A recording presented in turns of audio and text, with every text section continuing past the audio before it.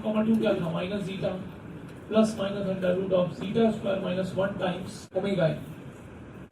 The solution will be, जो इसका solution होगा माय डियर, इसका सोल्यूशन होगा x is equal to a e raise पर alpha 1 t plus b e raise पर अल्फा 2 t। अल्फा 1 क्या है minus zeta plus under root of zeta square minus 1 times omega N into t plus b e raise पर minus zeta minus under root of zeta square minus 1 times omega N t। This is your how the x is going to change as a function of time। हाँ, जहां तक बात a और b की है, there is no question mark, वो क्या है कांस्टेंट है, they are found by initial conditions। वो तो हमारे कांस्टेंट है, वो बिहेवियर में कंट्रीब्यूट नहीं करेंगे। बिहेवियर में सिर्फ वो चीज कंट्रीब्यूट करेगी जो डिपेंड कर रहा है टाइम पे, उसको ध्यान से देखिए। ये दोनों की दोनों एक्सपोनेंशियल पावर है बच्चों, और मजे की बात बताऊं, दोनों पावर्स नेगेटिव है। It is e power minus zeta plus a quantity which is less than zeta, तो ये पावर नेगेटिव होगी टाइम, और ये super negative function of time. और exponential negative function of time होता है बच्चों एक डिकेइंग फंक्शन। जो हमारा exponential negative function of time होता है वो एक डिकेइंग फंक्शन होता है, that is fully decaying function. जो पीरियोडिक नहीं होता, हार्मोनिक तो बहुत दूर की बात है। तो exponential negative function of time होता है that is full flesh decaying function. जो पीरियोडिक नहीं होता, हार्मोनिक तो बहुत दूर की बात है। जैसे जैसे हमारा टाइम बढ़ता जाएगा, इस फंक्शन की वैल्यू कम होती जाएगी और आफ्टर सर्टेन मोमेंट्स ये जीरो हो जाएंगे दोनों। अगर मैं इसका बिहेवियर प्लॉट करूं, then you will be highly surprised how this x is changing as a function of time. कि हमने इसको हल्का सा डिस्टर्ब किया, कितना एक्स नॉट, ये हमारा इनिशियल डिस्टर्बेंस है, यहां पर हमने करके छोड़ा। जैसे ही हम इसको छोड़ेंगे, ये धीरे धीरे कम होता जाएगा और आफ्टर सम टाइम ये जीरो को रीच कर जाएगा। कुछ समय के बाद ये क्या हो जाएगा, मतलब ये पीरियोडिक नहीं है, हार्मोनिक तो बहुत दूर की बात है, हार्मोनिक तो हो ही नहीं सकते। हार्मोनिक तो वो होते हैं जो टू एंड फ्रो पीरियोडिक हो, तो पीरियोडिक ही नहीं है, बच गया। इसका मतलब माय डियर, इस फील्ड में हमारे वाइब्रेशंस नहीं है।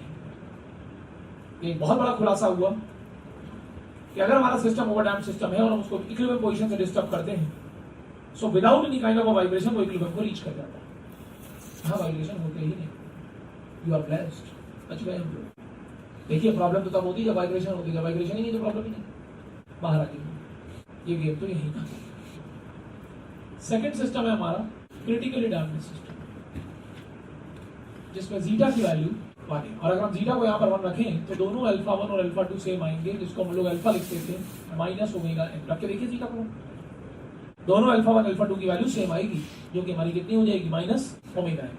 अब सोल्यूशन हमारा फर्स्ट नहीं होगा, सेकंड होगा। अगर हम यहाँ सोल्यूशन लिखें, the solution will be, so this is x is equal to a plus B T E power alpha T. Alpha क्या है, माइनस ओमेगा एन। जहां पर हमारा जो a और b है वो क्या है, कांस्टेंट्स, उसमें कुछ नहीं सोचना, they are found by initial conditions. जो बात है वेरिएबल की, मैं हाईलाइट वेरिएबल को कर रहा हूँ, वही हमारी मेन चीज है, वेरिएबल ही मैं हाईलाइट कर रहा हूँ, क्योंकि जो भी बिहेवियर मिलेगा वो किससे मिलेगा, वेरिएबल से। तो अगर वेरिएबल को देखें, then you will be in a position to understand how this x is changing as a function of time।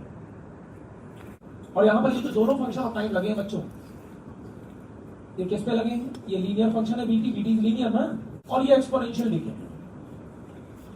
और मजे की बात क्या है मेरे लाल, ना तो लीनियर पीरियोडिक होता है, ना एक्सपोनेंशियल डिके पीरियोडिक होता है। तो ले देंगे माय डियर, यहां पर भी वाइब्रेशन नहीं, वाइब्रेशन हमारे यहां भी नहीं।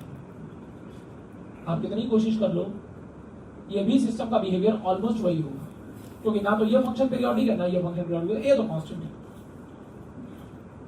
बिहेवियर हमारा आएगा किससे, वेरिएबल से। इससे मैं वेरिएबल को हाईलाइट करूं, अगर हम इसको प्लॉट करें तो ऑलमोस्ट इसका भी बिहेवियर वही है जो इसका है, how this x is changing as a function of time.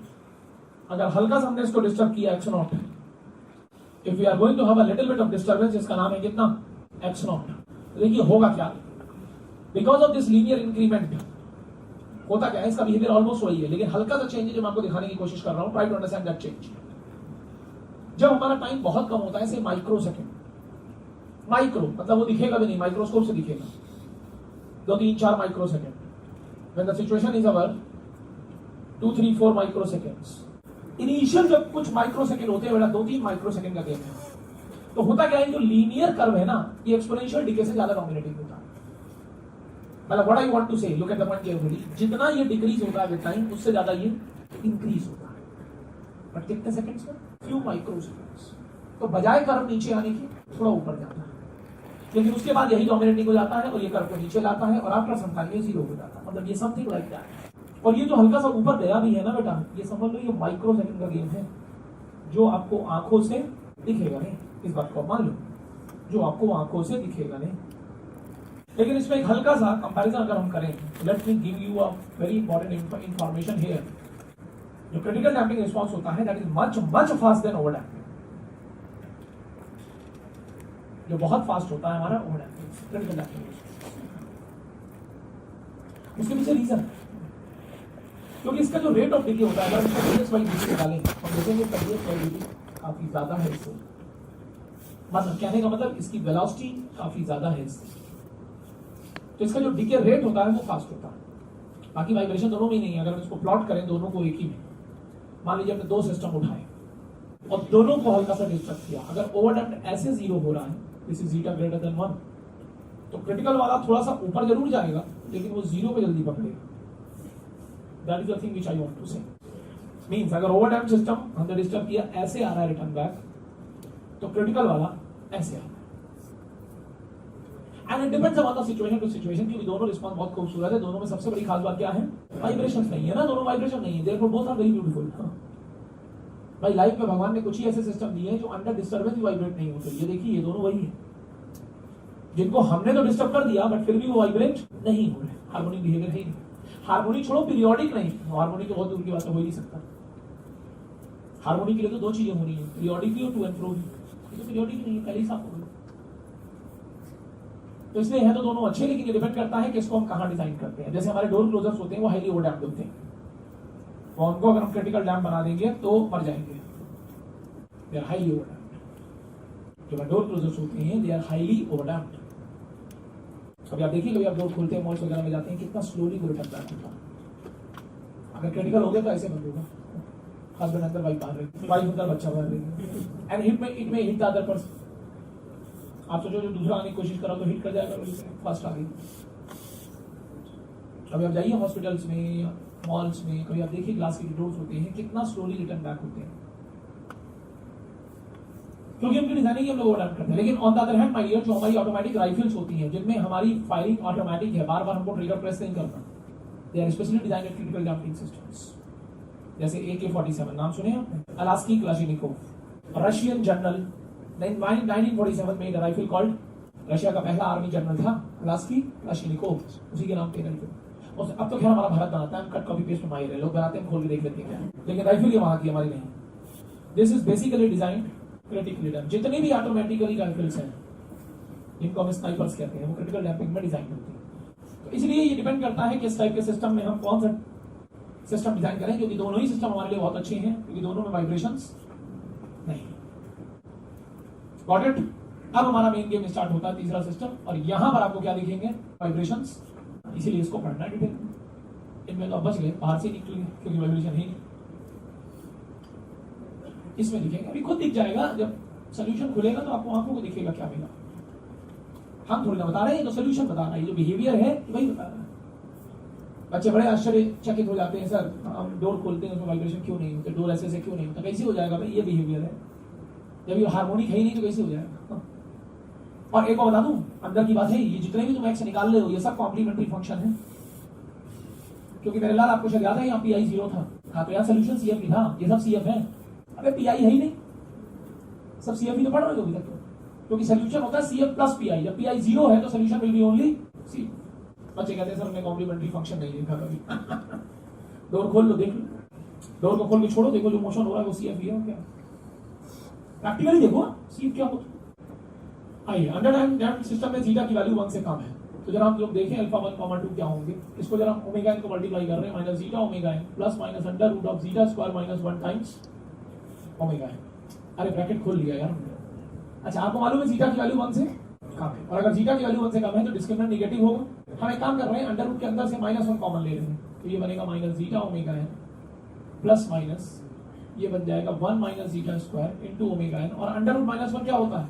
आई, जिसको हम लिख सकते हैं minus zeta omega N plus minus I omega D. हाँ, अभी फिलहाल आप ये समझ लें, तो इतनी बड़ी क्वांटिटी है ना, इसको बड़ी हमने शॉर्ट क्वांटिटी ओमेगा डी के नाम से लिखा। बस आप इतना समझ लें, this we have represented a very very small quantity omega d. अभी फिलहाल अभी समझ लें, इतनी बड़ी क्वांटिटी को मैंने शॉर्ट में ओमेगा डी लिखा है। ये क्या है ये मैं आगे दिखाऊंगा। अभी सिर्फ इतना समझ लें कि बड़ा ना लिख के मैं छोटा लिख रहा हूं। हाँ, और ये जो भी है सिस्टम के लिए कांस्टेंट है, क्योंकि एक सिस्टम के लिए जीटा भी कांस्टेंट होगा, ओमेगा भी कांस्टेंट। अच्छा, एक बात बताइए, दोनों रूट्स डिफरेंट है कि सेम है? बिल्कुल डिफरेंट है। आप चेक करो, इमेजिनरी है मैं मान रहा हूं, लेकिन डिफरेंट तो है ना, प्लस साइन से अलग माइनस साइन से अलग। और जब रूट्स हमारे डिफरेंट होंगे तो सोल्यूशन कभी भी हमारा सेकंड नहीं होगा, सोल्यूशन हमारा फर्स्ट होगा। लिखूं x is equal to a e raised by alpha 1 t plus b e raised by alpha 2 t। Alpha 1 है minus zeta omega n plus I omega D into T plus B E raise पर minus zeta omega n minus I omega D into T. क्या मैं कह सकता हूं E raise पर minus zeta omega n T दोनों में है, कॉमन ले लूं, ई रेज पर minus zeta omega n T हमने कॉमन ले लिया। अब ध्यान से बच्चों, ए ई रेज पर आई ओमेगा डी टी, ई रेज पर आई थीटा होता है कॉस थीटा प्लस आई साइन थीटा, यही होता है ना, प्लस बी ई रेज पर minus I omega D T, E raise पर माइनस आई थीटा होता है कॉस थीटा माइनस आई साइन थीटा। एक काम करते हैं मेरे लाल, हम कॉस की टर्म अलग करते हैं, साइन की टर्म अलग करते हैं। तो ये टर्म बनेगा A plus B cos omega D T plus I times A minus B sine omega D T. A plus B cos omega D T plus I times A minus B sine omega D T. बिल्कुल clear है? Okay, अब थोड़ा ध्यान से बच्चों, ये हमारा constant है और ये भी हमारा कांस्टेंट है। देखिए सोल्यूशन तो हार्मोनिक आना है, उसमें कहीं कोई दो राय नहीं है, क्योंकि ये भी हार्मोनिक है, ये भी हार्मोनिक है। दो हार्मोनिक का कॉम्बिनेशन हार्मोनिक ही रहेगा। जहां दो हार्मोनिक फंक्शन ऐड होंगे मेरे लाल, वो हार्मोनिक ही बनेगा। It is 100% clear. दो क्या 50 हार्मोनिक को भी ऐड कर दोगे, जन्म हार्मोनिक का ही होना है।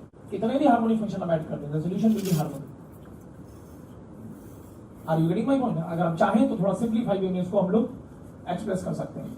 अगर मैं a प्लस बी को लिखूं कैपिटल एक्स साइन फाई, तो कैपिटल एक्स और फाई कांस्टेंट है, कांस्टेंट को कांस्टेंट के फॉर्म में तो लिख ही सकते हो ना। ओके, और आई टाइम्स ए माइनस बी को हम लोग लिखें कैपिटल एक्स कॉस फाई। तो क्या मैं कह सकता हूं कि जो अंदर वाली क्वांटिटी है capital X sine omega D T plus phi होगी, ये कैपिटल एक्स हमारा बाहर आ गया। This is capital x E raise पर minus zeta omega N T sine of omega D T plus, जहां पर कैपिटल एक्स और फाई कांस्टेंट है and they are found by initial conditions, they are found by initial conditions. बाकी आप behaviour देखिए, ये जो हमारा सोल्यूशन निकला कैपिटल एक्स ई रेज पर minus zeta omega N T sine of omega D T plus phi, इसमें behaviour देखिए आप, how this x is changing as a function of, मैं वेरिएबल को हाईलाइट कर रहा हूं, बाकी सब तो कांस्टेंट है। जिस चीज पर टाइम लगा है ना, वो चीज हमारे लिए इंपॉर्टेंट हो जाती है, क्योंकि वो बिहेवियर बताएगी, क्योंकि चेंज तो टाइम नहीं हो, बाकी सब तो कांस्टेंट है। सॉल्यूशन में साइन फंक्शन का नजर आ जाना, हार्मोनिक फंक्शन का नजर आ जाना, इस बात का डायरेक्ट क्लेम था, ये एक वाइब्रेशन है। अब लोग एक स्टेप आगे बढ़े और इसको वेव इक्वेशन से कंपेयर किया साइन ओमेगा टी, तो जिस जगह टाइम के साथ ओमेगा आता था वहां क्या आ रहा है, मतलब ये जो वाइब्रेशन है ये फिफ्थ फ्रीक्वेंसी ओमेगा डी है, जिसकी value under root of 1 minus zeta square omega n है, और फॉर अ सिस्टम ये कांस्टेंट है, 100% कांस्टेंट है, इसमें कहीं कोई दो राय नहीं।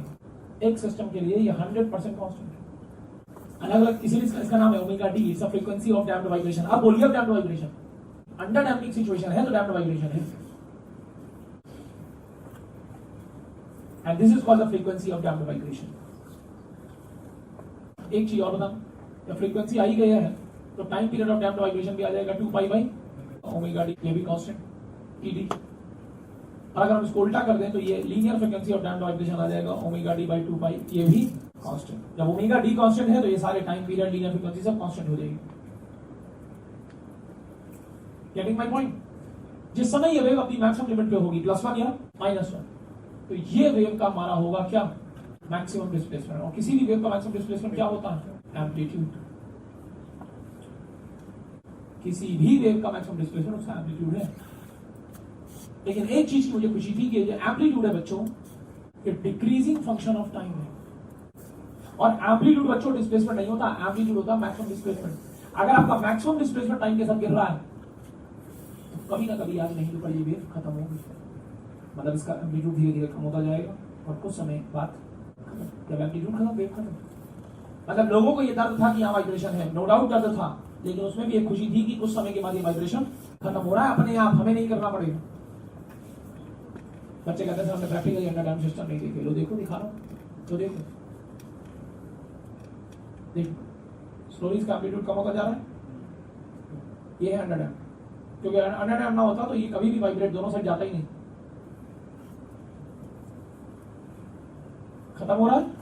सीएफ नहीं देखा सर, लो देखो सीएफ कितने सीएफ दिखाऊं, ये लो देखो देखो सीएफ ही है, ये मोशन ही सीएफ है। 2-4 सेकंड 5 सेकंड 6 सेकंड ये मेहमान है, खत्म हो जाते हैं। ये देखो एक और सीएफ दिखाता हूं अंडरडैम का, ये यूं हुआ है, इसका मतलब ये अंडरडैम सिचुएशन है।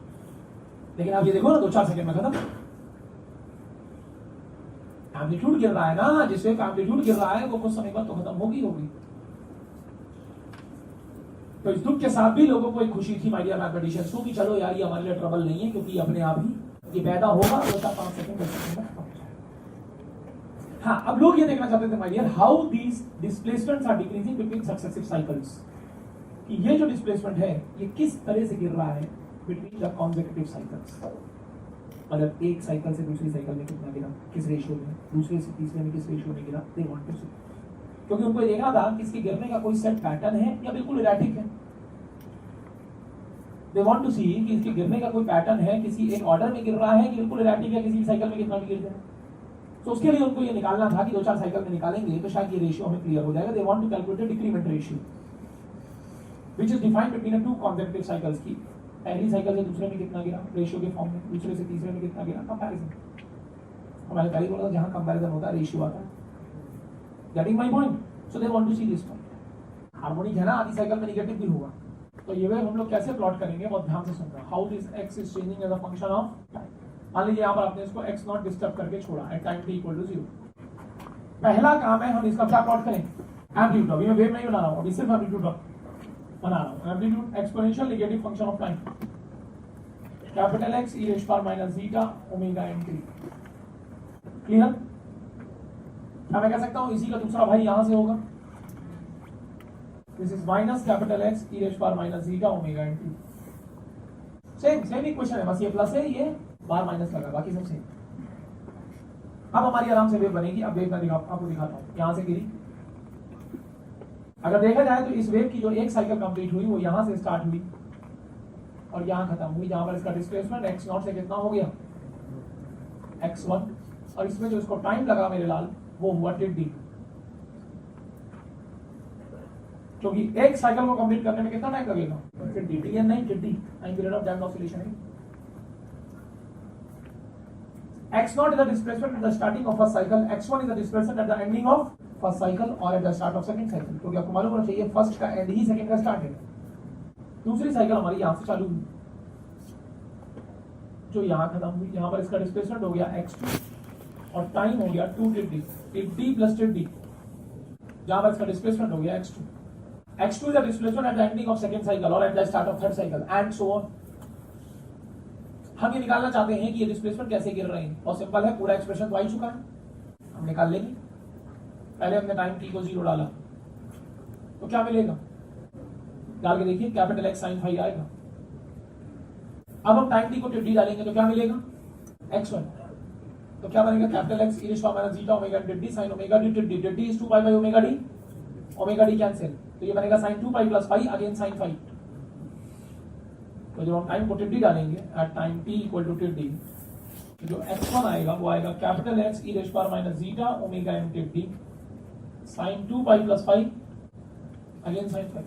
जब हम टाइम को 2 टिड्डी डालेंगे तो क्या मिलेगा x2, जो x2 आएगा capital x e raise power minus zeta omega n 2 t d sine 4 pi plus pi again sine phi and so on.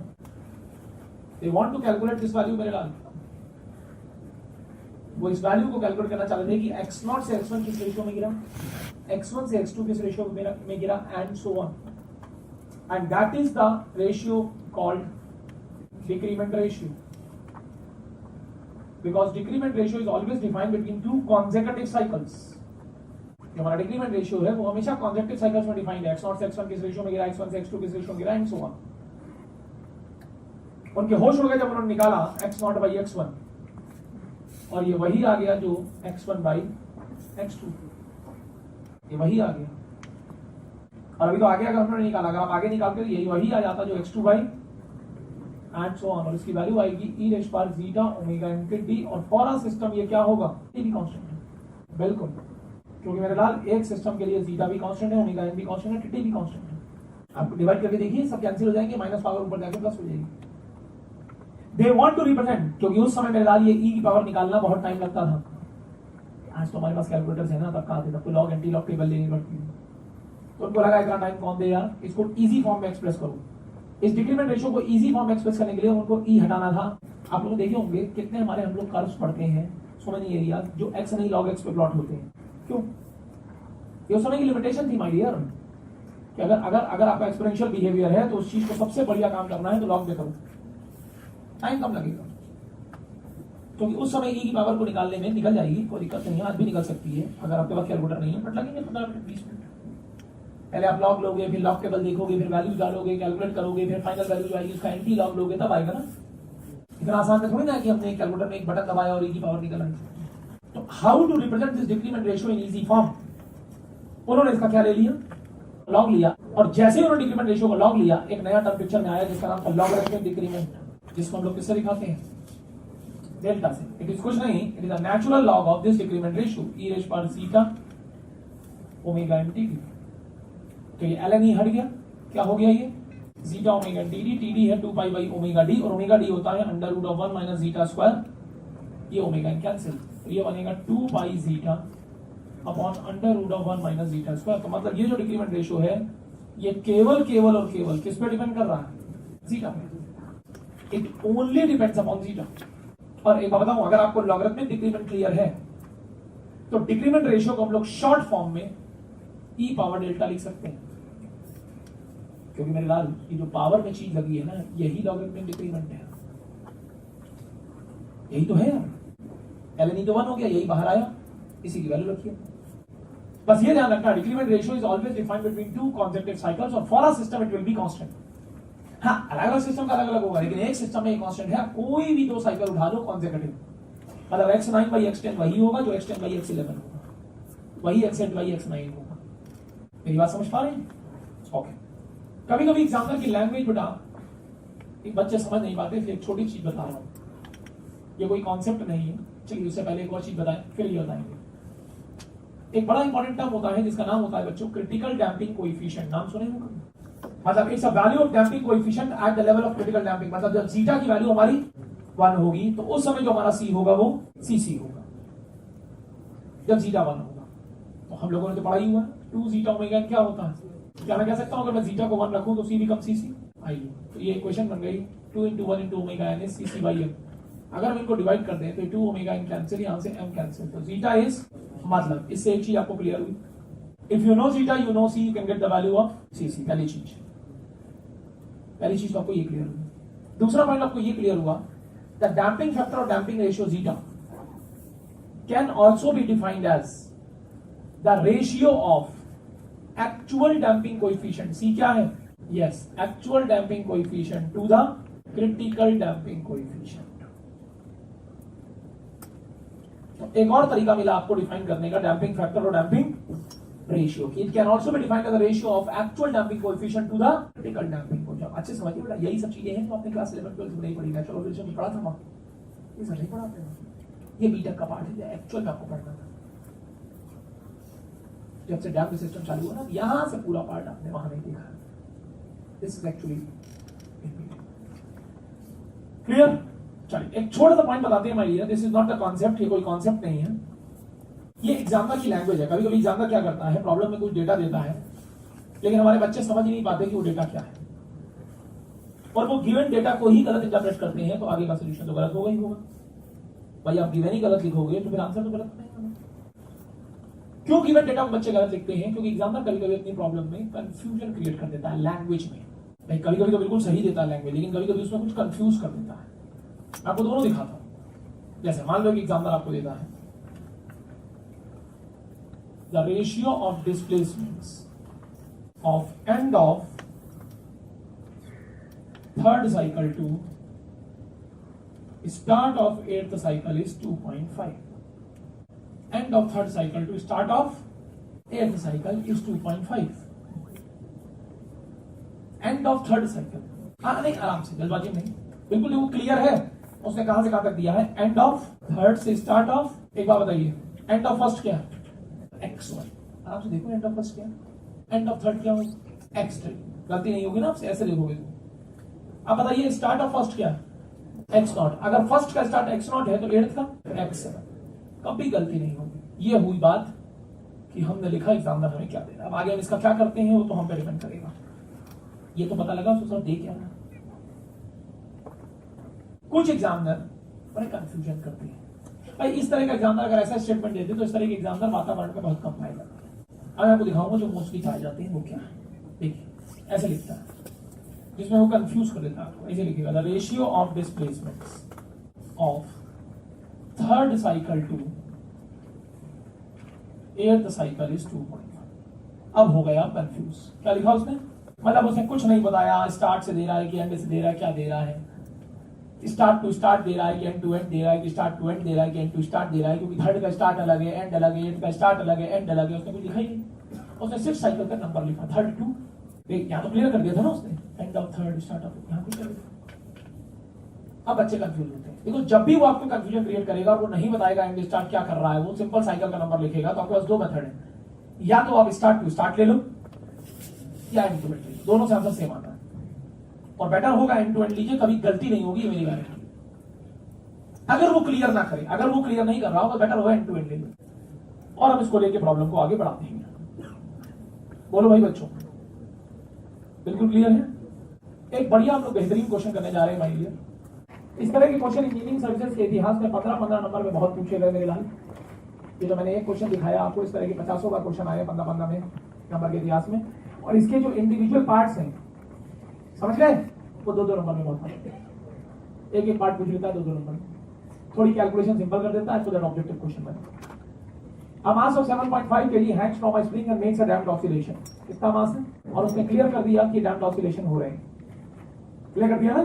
Time of 60 oscillation is 35 seconds। इधर देखिए 60 oscillation का टाइम 35 seconds है, एक का 35/60। ब्यूटीफुल। क्या मैं कह सकता हूँ ये TD हो? यहां से हमारा ओमेगा डी आ जाएगा क्योंकि ओमेगा डी 2π/TD होता है। तो क्या मैं कह सकता हूँ ये हमें नोन हो गया। And the ratio of first and seventh displacement is, first और सेवंथ, x1/x7 कितना है? 2.5। The ratio of first and seventh displacement is 2.5। अब उसे नहीं बताया ना तो हमने एंड टू एंड ले लिया।